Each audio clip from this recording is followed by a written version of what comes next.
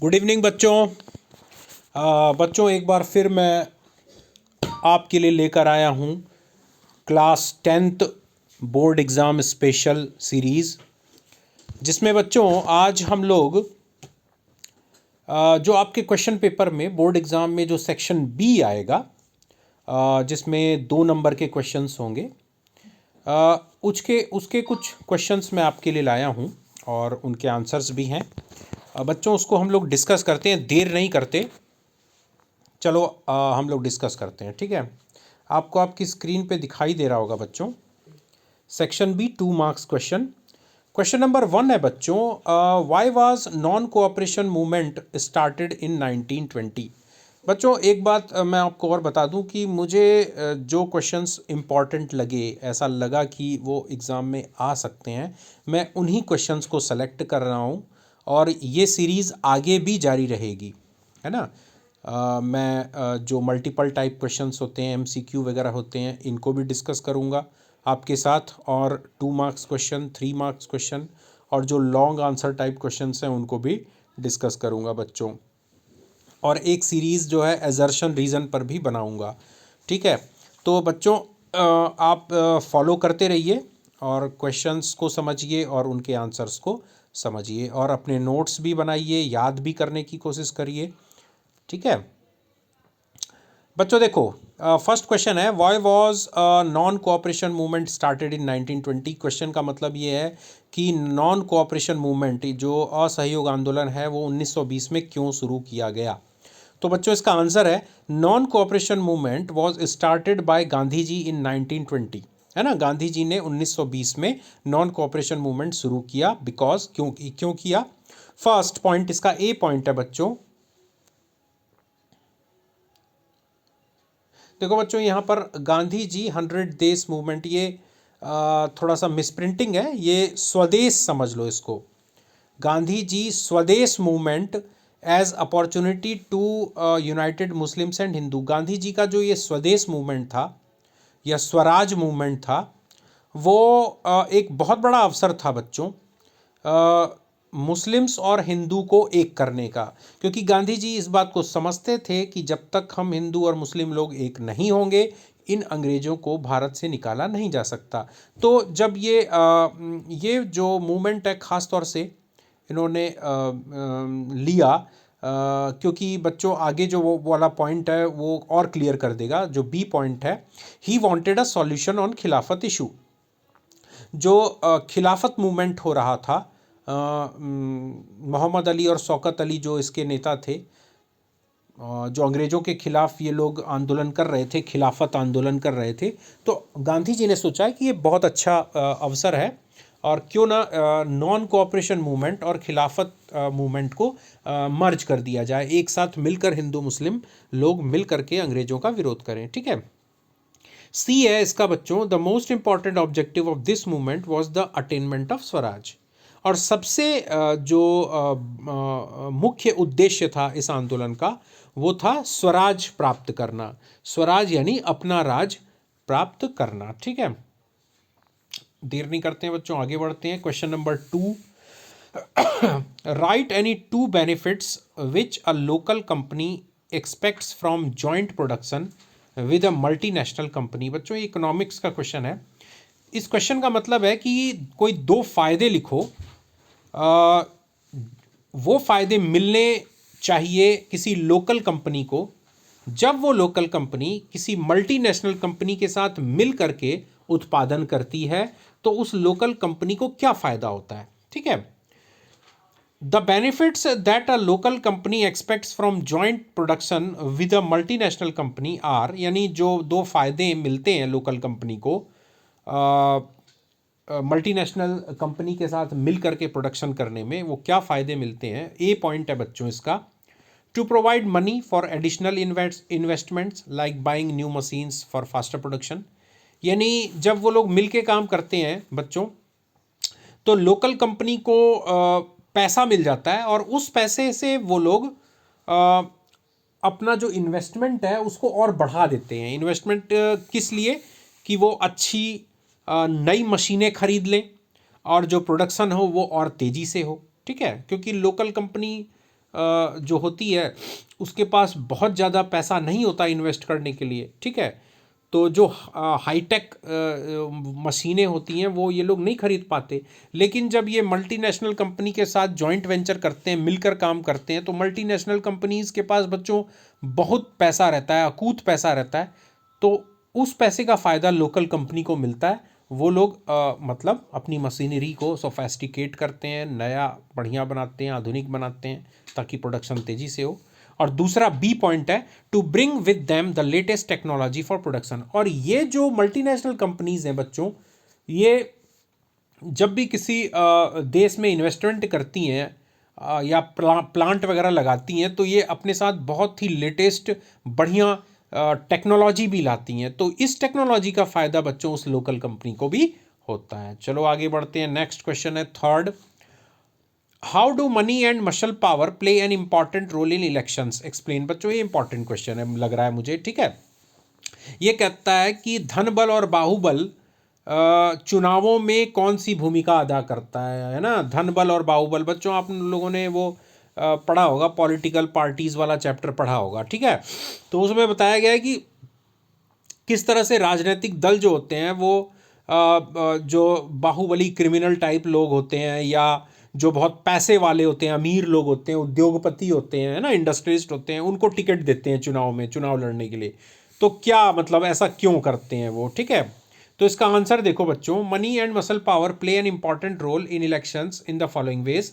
किस तरीके से जो मनी और मसल पावर जो है वो चुनाव में अपनी भूमिका अदा करता है। ए पॉइंट है इसका, देखो बच्चों, role of money and muscle power in parties specially during election is growing. धीरे धीरे बढ़ रहा है बच्चों, है ना।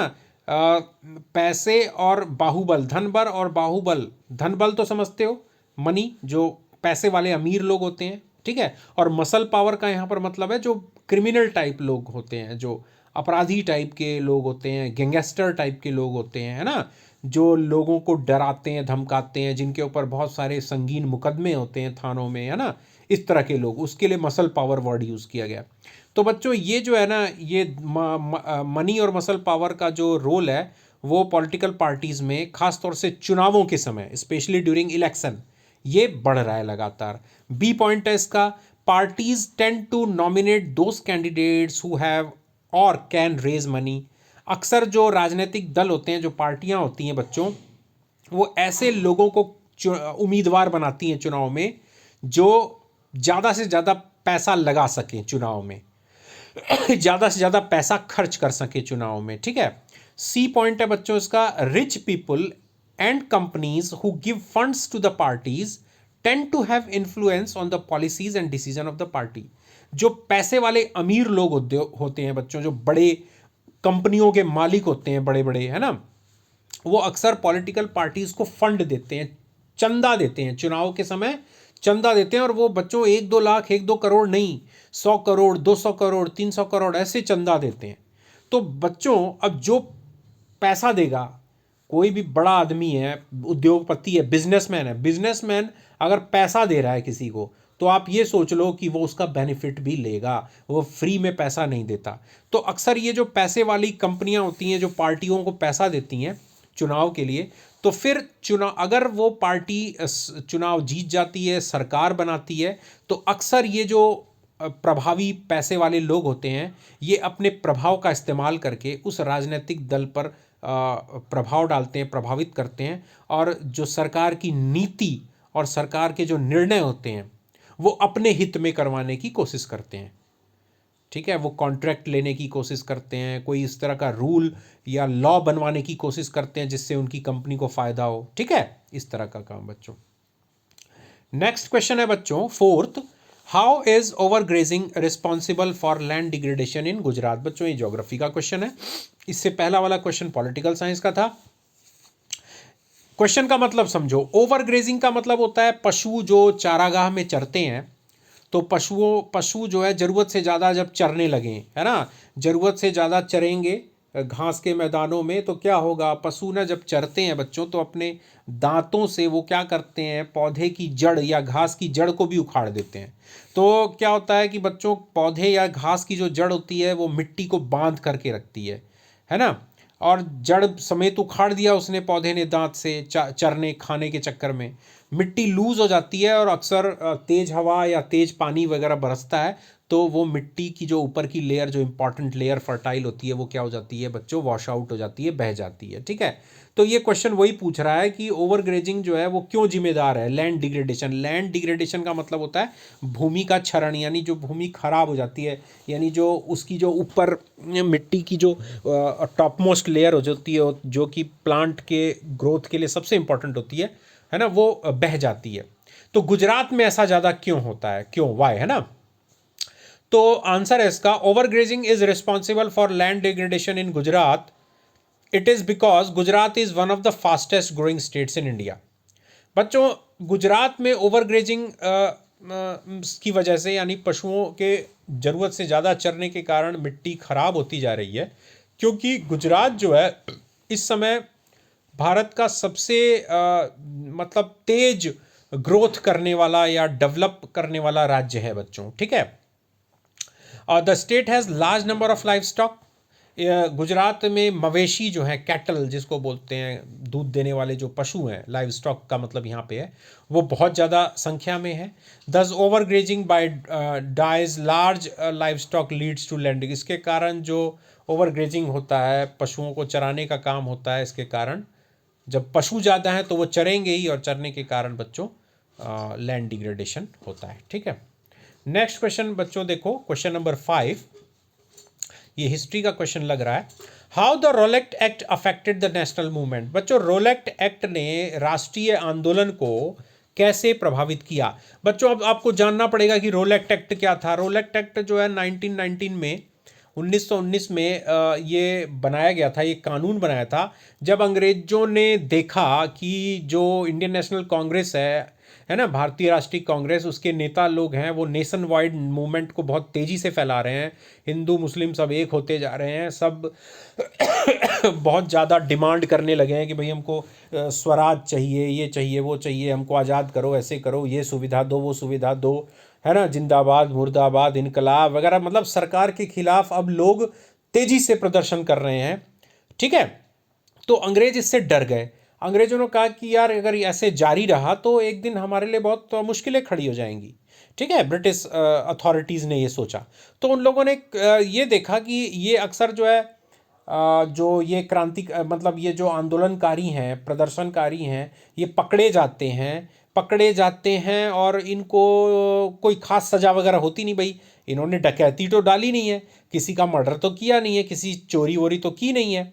ठीक है, तो ऐसा तो है नहीं कि इनको मतलब फांसी की सज़ा दे दी जाए या इनको 2 साल 4 साल 5 साल जेल में डाल दिया जाए, कुछ नहीं। इनको पकड़ते हैं, मजिस्ट्रेट के सामने पेश करते हैं, मुकदमा चलता है, छोटी मोटी सज़ा होती है, छूट जाते हैं। ठीक है, 2 दिन 4 दिन 5 दिन में, एक महीना 2 महीना में छूट जाते हैं, और फिर सड़कों पर आकर फिर अंग्रेज ब्रिटिश सरकार के खिलाफ जिंदाबाद मुर्दाबाद नारा लगाते हैं। ठीक है, तो अंग्रेजों ने सोचा कि एक ऐसा कानून बना दिया जाए, ऐसा कानून बना दिया जाए जिसमें कि बस पकड़ो, उस आंदोलनकारी को पकड़ो और सीधे जेल में डाल दो 2 साल के लिए कम से कम।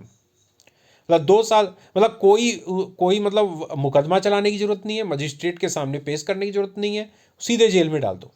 बच्चों, एक रूल है, नियम है बच्चों, एक है ना, एक नियम है कि अगर आप किसी को अरेस्ट करते हो यानी गिरफ्तार करते हो, तो गिरफ्तार करने के 24 घंटे के अंदर उसको मजिस्ट्रेट के सामने पेश करना होता है। फिर उसको वकील दिया जाता है, और फिर एक सरकारी वकील होता है और एक उस अपराधी जिस पे अपराध मतलब वो क्या बोलते हैं कि आरोप लगाया गया है, उसको भी एक वकील की सहायता दी जाती है। ठीक है, तो फिर मुकदमा चलता है और जज जो है सही गलत का फैसला करता है, ये नियम है।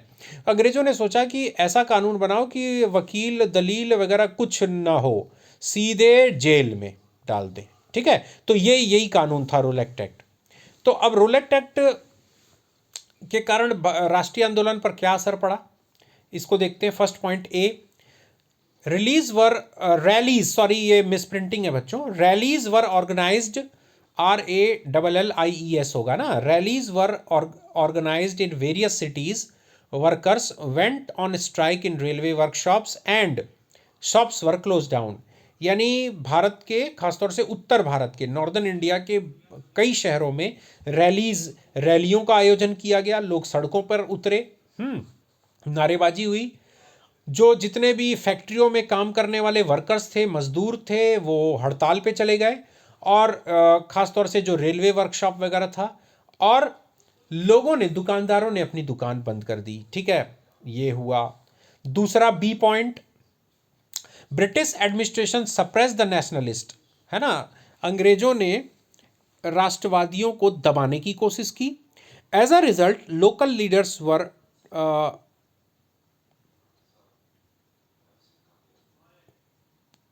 Ticketed up from Amritsar and Mahatma Gandhi was barred from entering. हाँ, जो स्थानीय नेता थे अमृतसर के, उनको गिरफ्तार कर लिया गया और महात्मा गांधी को दिल्ली जाने से रोका गया कि वो दिल्ली ना पहुंच पाए।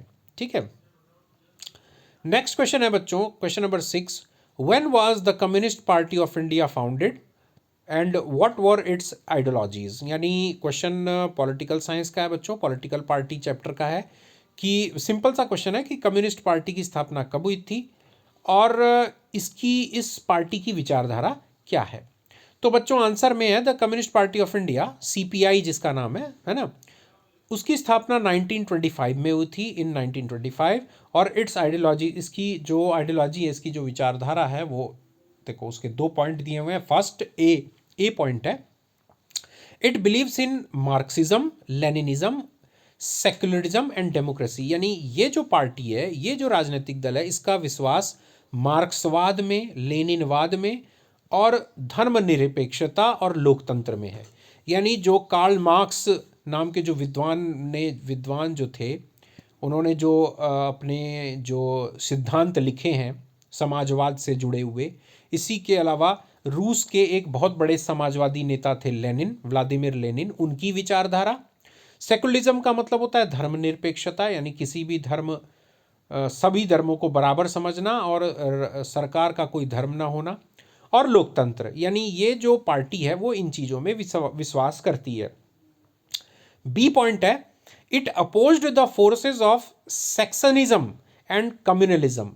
यानी ये विरोध करती है, जो कम्युनिस्ट पार्टी ऑफ इंडिया, ये विरोध करती है, 2 तरह की चीज़ों का विरोध करती है। एक तो है सेक्शनिज्म। सेक्शनिज्म का मतलब होता है अलगाववाद, यानी अलग, किसी भी तरह का अलगाववाद देश में नहीं होना चाहिए। ठीक है, और कम्युनलिज्म का मतलब होता है सांप्रदायिकता, यानी किसी संप्रदाय विशेष या किसी धर्म विशेष को ऊंचा मानना, बाकियों को नीचा मानना, है ना, इस तरह की बातों में ये पार्टी विश्वास नहीं करती। ठीक है बच्चों, इस तरह से ये हो गया। क्वेश्चन नंबर 7 देखते हैं बच्चों, state any 2 reasons or ways which states that the world has been converted into a global village. ये क्वेश्चन बच्चों ज्योग्राफी का है, आपके लास्ट चैप्टर का, लाइफलाइंस ऑफ नेशनल इकोनॉमी करके चैप्टर है लास्ट वाला। इसमें ट्रांसपोर्टेशन और कम्युनिकेशन से रिलेटेड टॉपिक्स हैं, है ना। ये क्वेश्चन पूछता है बच्चों कि 2 कारण बताओ कि हम ये कह सकें कि जो संसार है वो अब एक ग्लोबल विलेज के तौर पे बन गया है, यानी दूरियां इतनी कम हो गई हैं कि ये पूरा विश्व एक गांव बन गया है। तो ऐसे 2 कारण। ठीक है, तो आंसर है बच्चों, the world has been converted into a global village with the help of efficient and fast moving, है ना।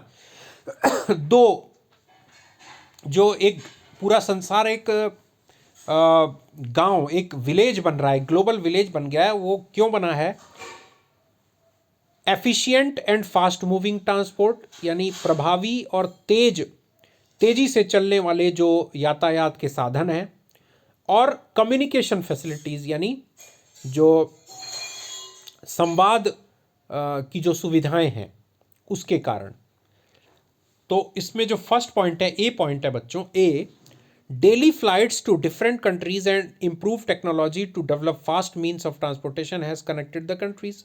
बच्चों आज के दिन में प्रतिदिन फ्लाइट्स हैं, यानी एयरवेज जो हैं, दैनिक लेवल पर, दैनिक स्तर पर, यानी प्रतिदिन विभिन्न देशों के लिए एक दूसरे देशों से आना जाना आवागमन है। और टेक्नोलॉजी इतनी इम्प्रूव्ड हो चुकी है जिससे कि जो मीन्स ऑफ ट्रांसपोर्ट हैं वो बहुत फास्ट हैं, बहुत तेज़ हैं, और इसके कारण जो विभिन्न देश हैं वो एक दूसरे से जुड़ गए हैं। बी है computer and internet facilities supported by satellite services have made the world a small village wherein the information can be reached at almost instantly। यानी कंप्यूटर और इंटरनेट की सुविधा की वजह से बच्चों, जो कि सैटेलाइट की वजह से मिलती है, इससे संसार एक गांव जैसा हो गया है जहां की सूचना एकदम तेजी से पहुंच जाती है।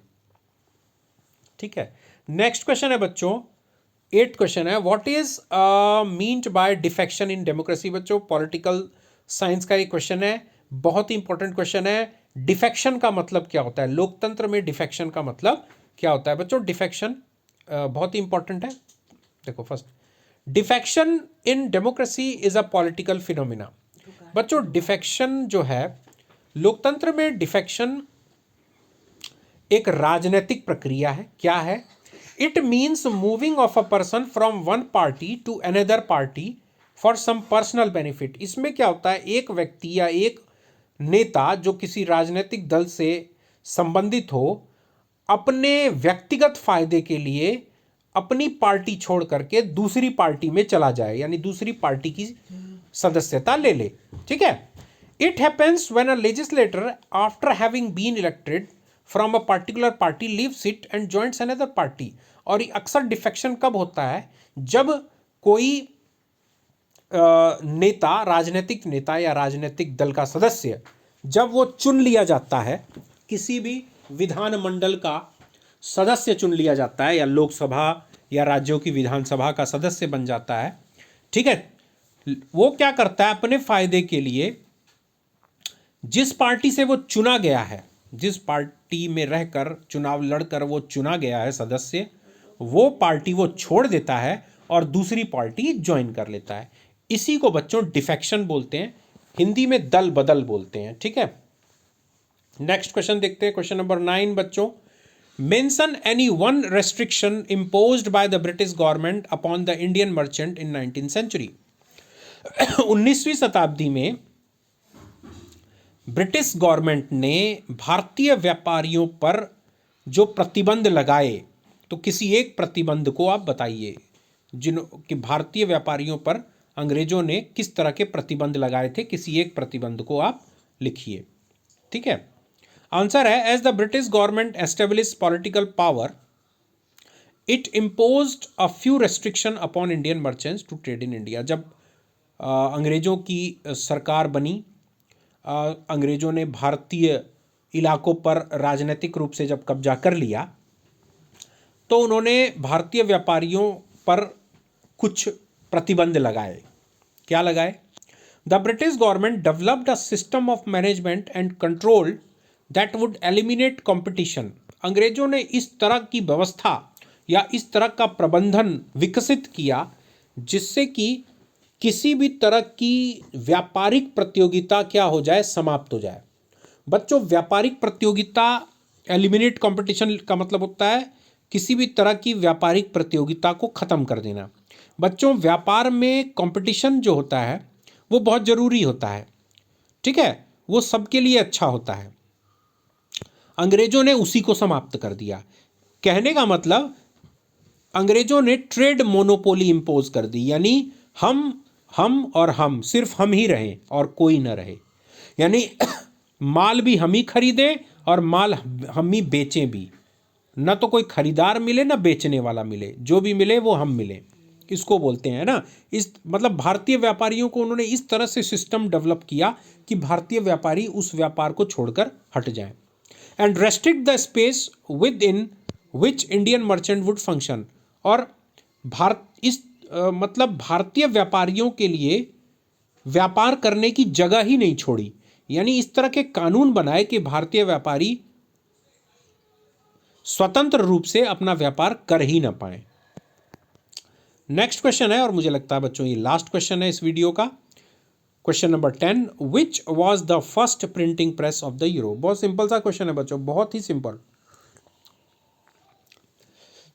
ये कह रहा है कि यूरोप में फर्स्ट प्रिंटिंग प्रेस कौन सी थी। तो बच्चों ये गुटेनबर्ग साहब थे। Gutenberg press was the first printing press of the Europe. Europe की पहली प्रिंटिंग प्रेस का नाम था गुटेनबर्ग प्रेस।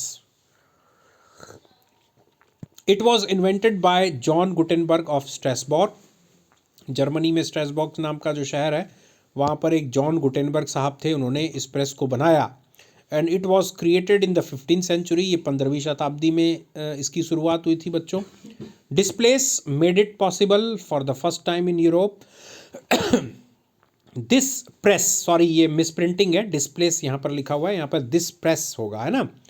ये it made it possible for the first time in Europe to manufacture large number of books for relatively little cost, है ना। इस press ने इस बात को संभव बनाया यूरोप में पहली बार कि बहुत कम दाम में अधिक से अधिक किताबों का प्रकाशन या छपाई हो।